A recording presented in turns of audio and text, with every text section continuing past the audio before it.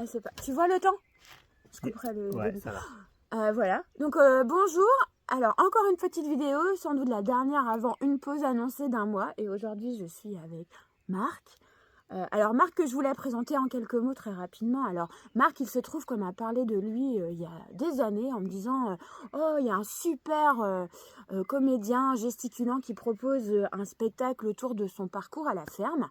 Et chouette, c'est un peu tombé, tu sais, dans les choses à faire et puis qui mettent du temps à arriver. Puis finalement, la vie a fait que je pense à ce spectacle il y a quelques mois. Et puis, bref, une copine me ramène à toi. Donc là, je cherche l'info et il se trouve que Marc est Concarnois. Donc on est presque, pas voisins, mais pas loin. Donc je suis venue rencontrer Marc et puis ça a fait l'objet d'un court portrait dans Paysome. Puisqu'avec toi, bah, c'est vrai que l'échange a été très riche, très vite. Enfin bref, je vais pas parler de tout ça. Donc Marc est dans Paysome aussi avec, en parlant notamment du côté un peu macho, malgré toi. Donc tu vas y revenir. Donc l'idée là, je laisse Marc parler. On a un petit peu discuté avant de ce qu'on allait vous dire. Mais voilà, je me tais. Je dis plus rien. À toi, Marc. Waouh. Voilà, l'introduction.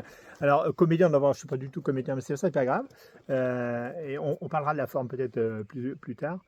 Alors, moi, quand j'ai rencontré Joël, d'abord, c'était chouette de pouvoir discuter. Moi, j'adore discuter avec les personnes qui ont envie de montrer l'agriculture en général. Et plus spécialement aussi les gens qui viennent peut-être d'un milieu un peu, on va dire, hors de l'alternatif et qui font le choix de l'agriculture biologique. Et ça, c'est le premier élément qui m'a intéressé. Donc, je sais que Joanne est très attachée à ça, à la relation à la nature et tout ça. Ça me paraît important. Et puis après, on a parlé beaucoup. Alors, mon côté macho, je ne suis pas du tout macho. Si, si.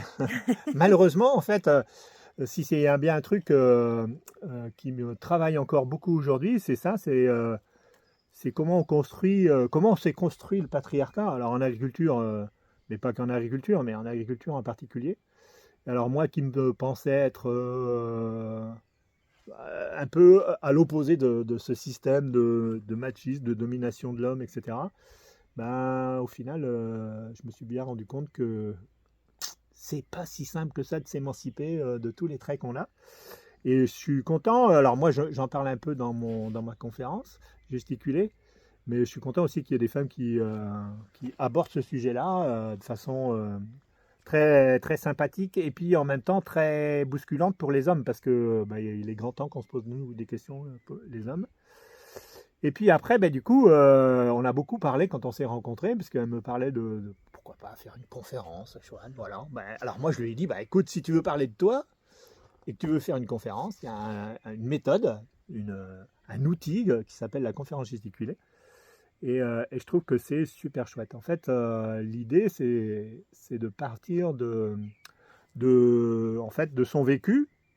On a tous quelque chose à dire, en fait, de l'expérience qu'on a et de l'analyse qu'on a faite de cette expérience. Et c'est tellement plus, comment dire, vivant pour le public parce qu'en fait, il se rattache un peu à sa propre expérience. Et donc, ça permet de déboucher sur vraiment une analyse pointue. Alors, en plus, alors Joanne elle va y mettre beaucoup de son côté créatif, de la chanson, de tous les textes qu'elle fait aussi, de la musique qu'il va y avoir, ce qui n'est pas du tout mon cas, mais voilà. Et alors, c'est pas vraiment une conférence gesticulée Oui. à la grande définition du terme, mais ça aborde quand même ces éléments-là comme ça, et ça, c'est un chouette moment. Et voilà, c'est pour ça que je soutiens tout le travail de Joanne.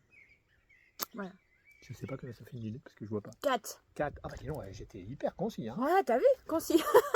Donc ça, c'était sur la forme, parce qu'effectivement, juste pour revenir au projet, quelquefois, j'ai eu Ouais. des interpellations.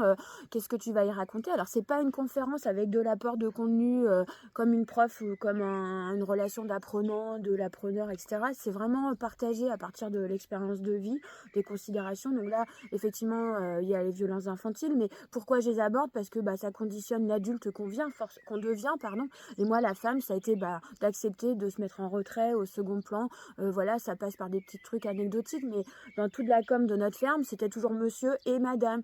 Et dans les papiers, pareil. Et quand il a fallu à un moment prendre la décision de se séparer, bah, c'est moi qui suis partie. Alors que finalement, rien ne justifiait ça. Donc tu vois, enfin, l'idée c'est vraiment aussi d'interroger notre monde. Et puis bah, finalement, les femmes qui, par culture, éducation, vont se mettre toujours second plan. Enfin bref, voilà pour, pour ce petit complément sur la place des hommes. Alors moi je trouvais super avec Marc. Alors toi tu m'as fait rire tout de suite un peu à la Audiard en mode moi je suis vieux content d'être vieux. Alors dans notre période de jeunisme, dans notre époque et tout, c'est pareil, c'est quelque chose qui interpelle fort.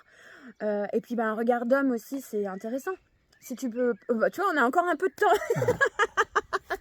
pour en parler.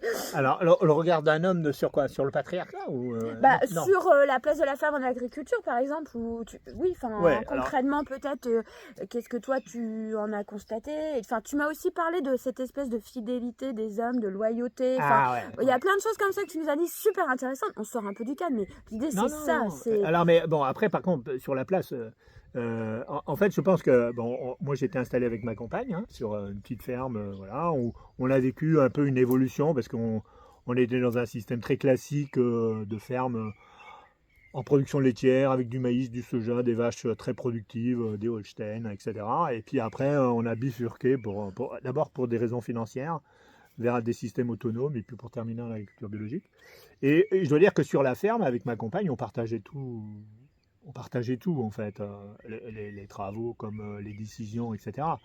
Mais globalement, quand il y avait quelqu'un qui venait à la maison et puis qui disait il est où le patron, d'ailleurs je vous recommande une BD qui est géniale là-dessus, qui s'appelle il est où le patron, et comme par hasard je disais il est là, en fait ça me valorisait et j'étais bien content de répondre aux questions. Et en fait je pense que ma compagne en a eu aussi un peu ras-le-bol de penser, enfin d'être invisible en fait, de ne pas, alors qu'elle partageait tous les travaux et toutes les décisions sur la ferme. Et ça, c'est un aspect des choses qui l'a fait vouloir changer de profession à un moment donné et à 47 ans de reprendre des études pour devenir infirmière. Et qui m'a beaucoup interrogé, moi, sur effectivement quelle place je laissais à Daniel. En fait, certes, sur la ferme, je lui laissais toute la place et on décidait tous ensemble. Mais en fait, dans le reste, pour le reste de la société, j'avais envie d'exister. Et voilà. Alors après, Joanne parlait de la loyauté. En fait, tout ça, c'est construit. En fait, mon père était un vrai macho. Alors lui, je veux dire, plus macho que ça, il n'y a pas. Il avait fait un arbre généalogique avec son grand-père, son père, lui, ses enfants mâles. Et uniquement ses enfants mâles et les enfants mâles de ses enfants mâles. Pour te dire que c'était un vrai... Et moi, c'est tout ce que je voulais pas être. Et il n'empêche que, je l'étais quand même, parce que en fait, cette construction psychologique, ou je sais pas comment on peut dire, on s'émancipe pas comme ça, quoi. La déconstruction du patriarcat, il faut y travailler très, très régulièrement. Et on va se